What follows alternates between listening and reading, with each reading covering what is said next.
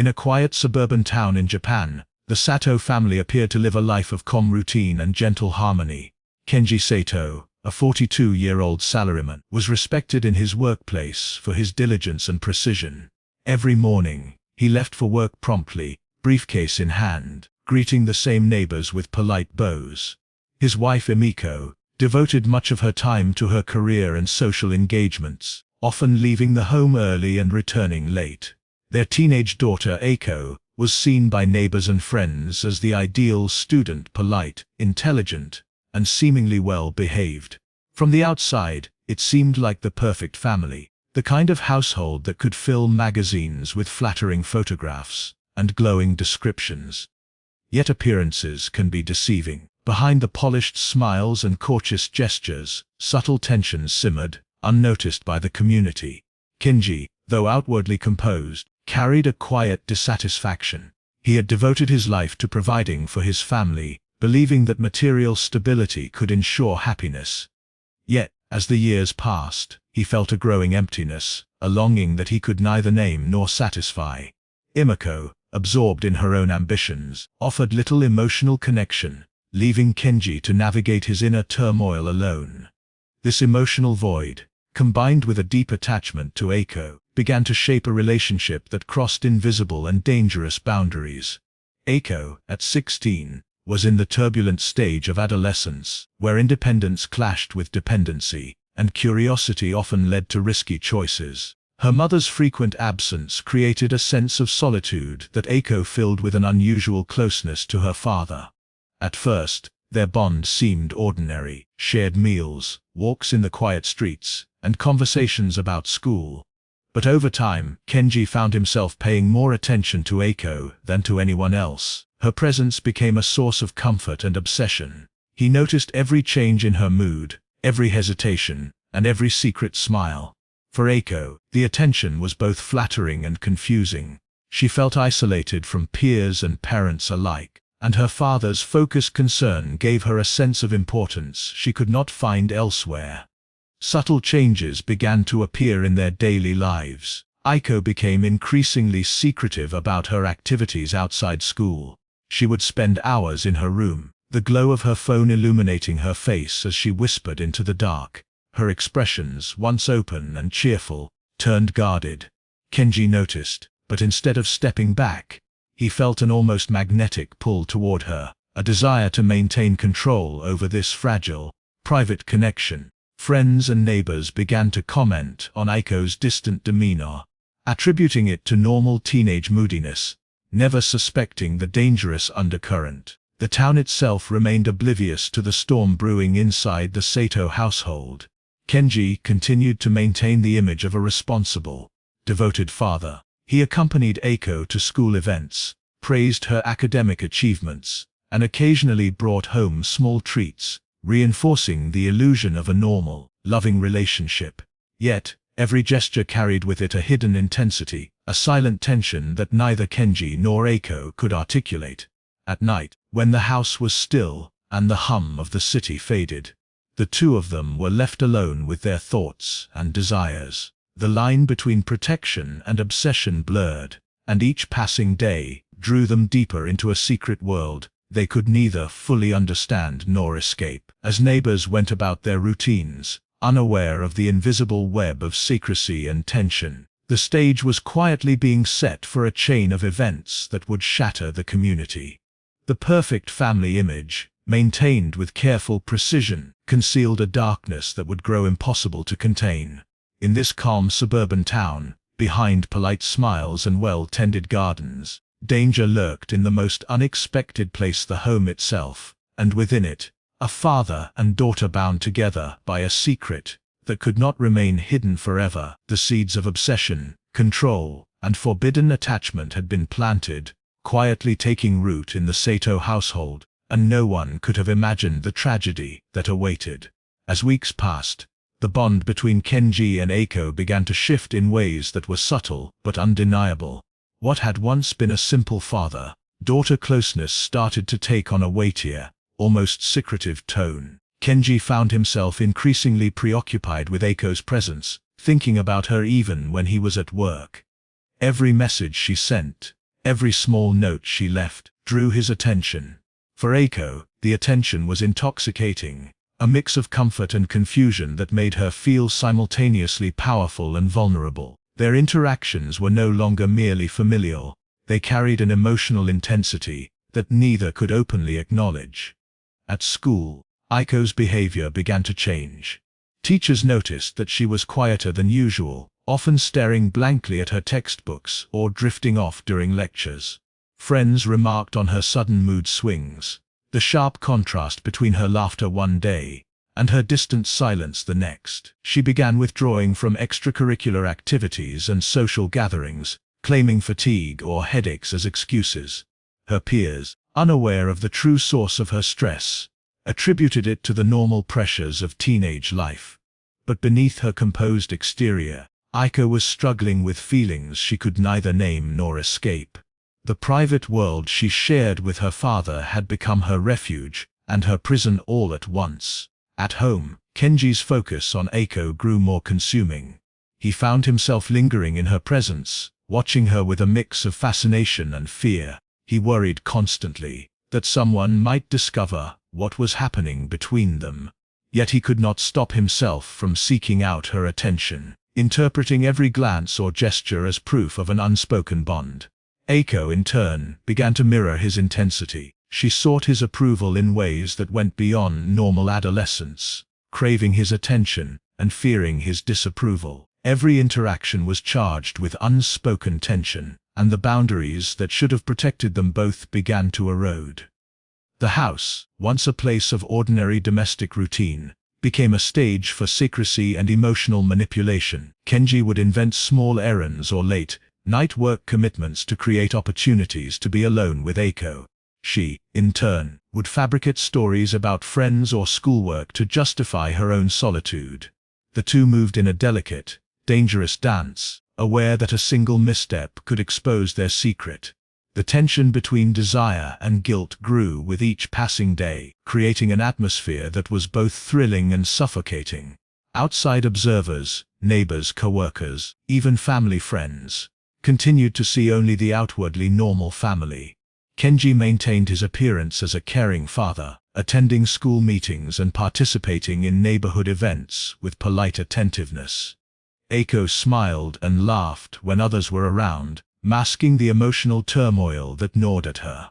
But behind closed doors, every small gesture and glance carried an undercurrent of forbidden intensity. The secrecy itself became addictive, creating a private world in which neither could think clearly or escape the gravity of their feelings. As the days wore on, the emotional dependency deepened, feeding a cycle of obsession, fear, and confusion. Kenji's attempts to maintain control only pushed Eiko further into emotional extremes. She oscillated between clinging to him for comfort and pulling away in frustration, threatening to disrupt the fragile balance of their hidden world. Each confrontation, no matter how brief or seemingly insignificant, left both shaken, yet neither could relinquish the connection that had grown so dangerously powerful. The tension that had begun as subtle and secretive was now palpable, a dark presence in every shared space of the home. The perfect family facade remained intact for outsiders, but within the walls of the Sato household, the forbidden bond had become a force neither could resist nor fully understand. It was a delicate, dangerous equilibrium, teetering on the edge of disaster, and with every passing day, the risk of exposure and the potential for tragedy grew ever closer. The seeds of obsession and emotional turmoil had taken firm root, quietly preparing the way for events that would soon erupt in irreversible violence. The fragile balance in the Sato household began to unravel in subtle but alarming ways. What had once been a hidden, secretive bond between Kenji and Eiko now became a pressure cooker of emotion, fear, and desire. Each day brought new signs of strain, small fractures in their private world that neither could ignore.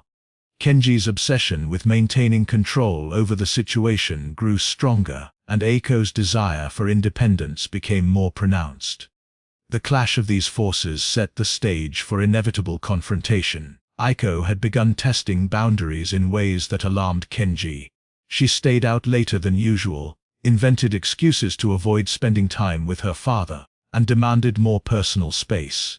For Kenji, these actions were interpreted not as normal teenage rebellion, but as threats to the secrecy and control he clung to. He felt an intense need to keep Eiko close, to ensure that no one would ever discover the forbidden bond they shared. Each perceived act of defiance ignited a mix of fear, anger, and possessiveness within him.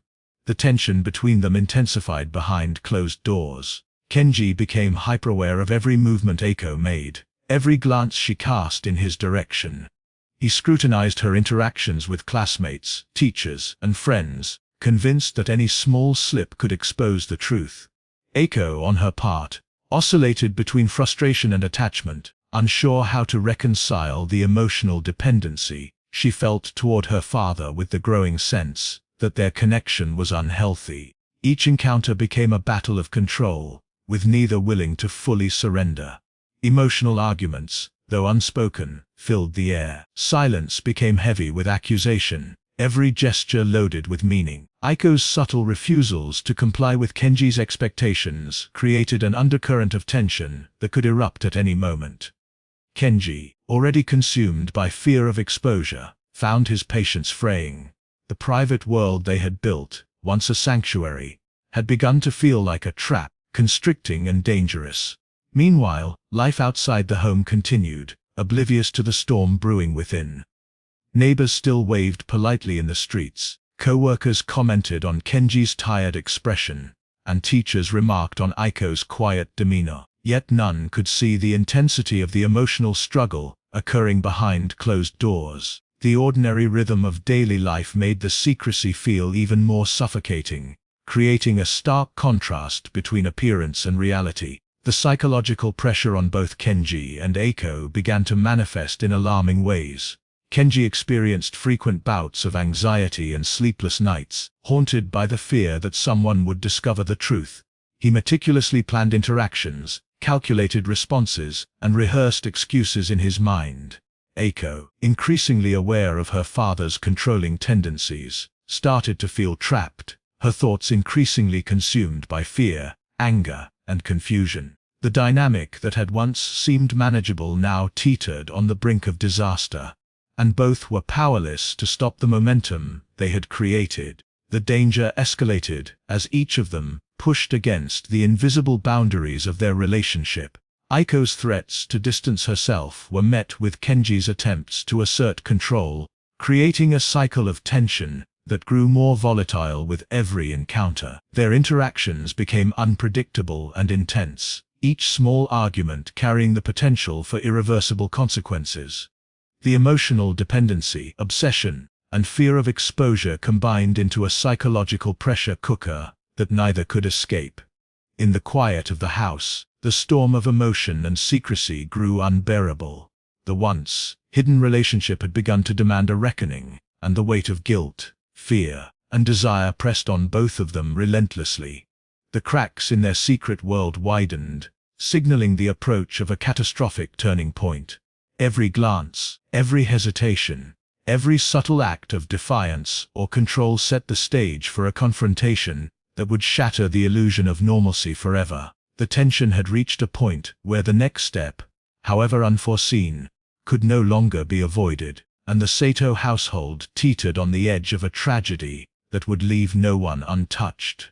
The night it all came to a head began like any other, with rain tapping lightly against the windows of the Sato household. The quiet rhythm of the evening belied the storm that had been building for months. Kenji, already tense and restless, moved through the house with a sense of urgency that he could not explain even to himself. Eiko, aware of her father's increasingly controlling behavior, sensed the shift in the air. The unspoken tension that had simmered for weeks was about to erupt, and both felt the invisible weight pressing down on them. Kenji had spent the day consumed by fear and obsession. Every interaction with Eiko replayed in his mind, every perceived slight magnified into a potential threat. He feared exposure more than anything, the possibility that their secret, if discovered, could destroy both their lives. That fear, combined with a twisted sense of attachment, pushed him toward a dangerous brink. Eiko, for her part, was exhausted by the constant emotional tug of war. She wanted freedom and distance but also feared the consequences of defiance. Each step she took toward independence only fueled Kenji's panic and desperation. The confrontation began subtly. Kenji suggested they spend time together in the living room, under the guise of reconciliation. Eiko hesitated, sensing the tension beneath his words. The air between them felt thick, charged with emotions that neither could name aloud. Silence stretched long and heavy, broken only by the rhythmic patter of rain against the roof. Their eyes met, and in that moment, the emotional pressure that had been building for months became almost unbearable. What followed was a collision of fear, obsession, and frustration. Words were unnecessary. The intensity of their emotions filled the room. Eiko resisted Kenji's attempts to assert control, pulling away with a mixture of defiance and desperation. Kenji, consumed by the need to maintain dominance and silence any threat to their secret, reacted with an impulsive and uncontrollable force. In the chaos of the moment, reason and morality were overtaken by raw emotion, and the tension that had defined their relationship exploded into violence. The house, once a sanctuary, became a scene of horror. The struggle was sudden, brutal, and unrelenting. Every instinct, every emotion, collided in a terrifying crescendo. Eiko, struggling to free herself from the oppressive grasp of her father, was overpowered in a way that would leave no chance for escape. The night, already dark and stormy, seemed to echo the violence unfolding inside. Rain streamed down the windows as if nature itself bore witness to the tragedy, a relentless observer of human destruction. By the time the struggle ended, silence had returned. But it was a hollow, terrifying silence. The house, which had once felt alive with ordinary domestic sounds, now carried the weight of finality. Eiko's life had been cut short, a tragic consequence of a secret that should never have existed. Kenji, left in the aftermath, was paralyzed by shock, horror, and an acute awareness of what he had done. The act, born of desperation and obsession, had shattered the delicate world they had built, leaving nothing but devastation behind.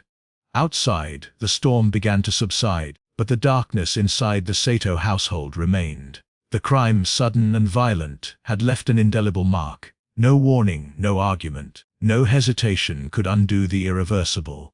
The quiet suburban neighborhood, once filled with routine and order, now contained a secret too horrific to imagine. The image of the perfect family had been obliterated in a single, devastating night, replaced by the reality of betrayal, obsession, and death. In the hours that followed, the first signs of discovery began to emerge.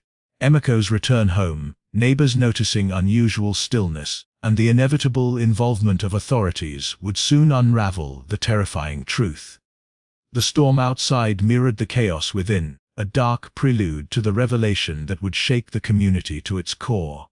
The night of murder, born of secrecy and obsession, had changed everything, leaving behind only questions, grief, and a chilling sense of how far hidden desires can drive people to the edge. The morning after the storm, the Sato household was eerily quiet. The air felt heavy, charged with a tension that neighbors and friends could not yet perceive.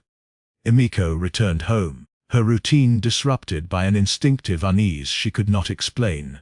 The front door opened to silence, a stillness that immediately felt wrong. As she stepped inside, the usual signs of domestic life, the hum of the refrigerator, the clatter of morning dishes, were absent. The house, once a place of familiarity and comfort, now radiated a chilling emptiness. Her eyes fell on the living room, and the sight froze her in place. Objects were displaced, signs of a struggle evident in the disarray. Panic surged through her as she called for Eiko, her voice trembling. When there was no answer, instinct and dread collided, compelling her to search the house with urgency.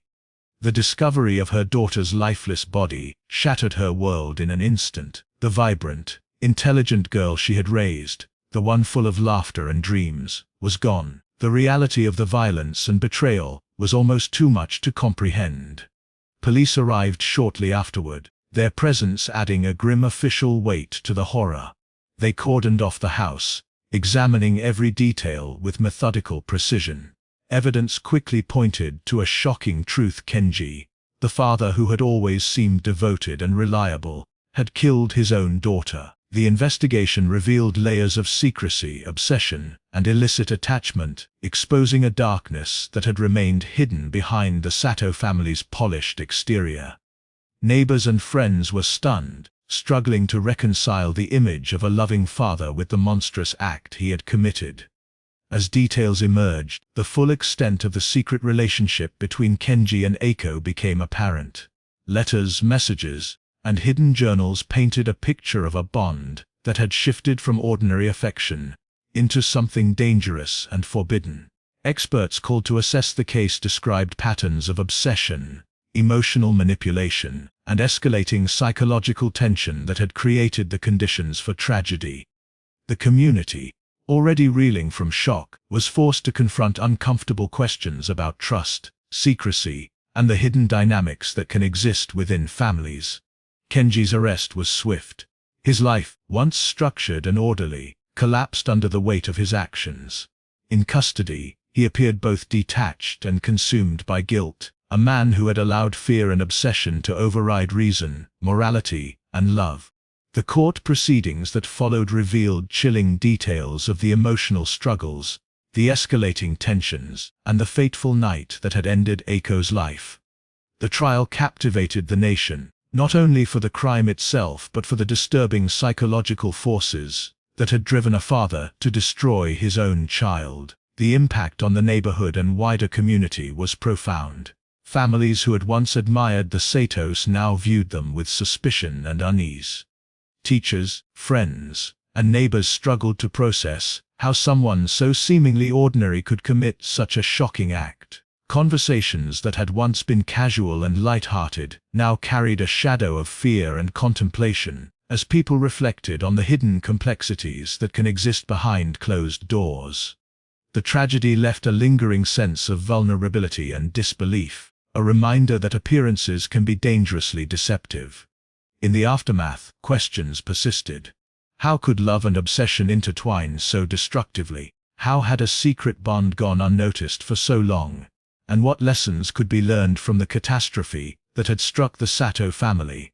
Psychologists, criminologists, and journalists analyzed the case for insights into human behavior, secrecy, and the fragile nature of control. The story became a haunting example of how hidden desires, unchecked fear, and obsession can escalate to irreversible consequences.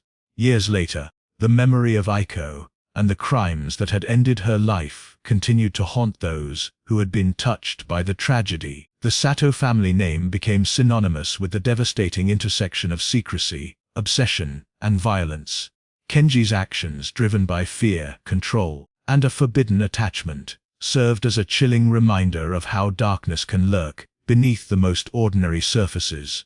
The story of the Satos left a lasting impression on the nation, a cautionary tale about the destructive power of hidden desires and the terrifying consequences that can follow when boundaries are ignored and secrets spiral out of control.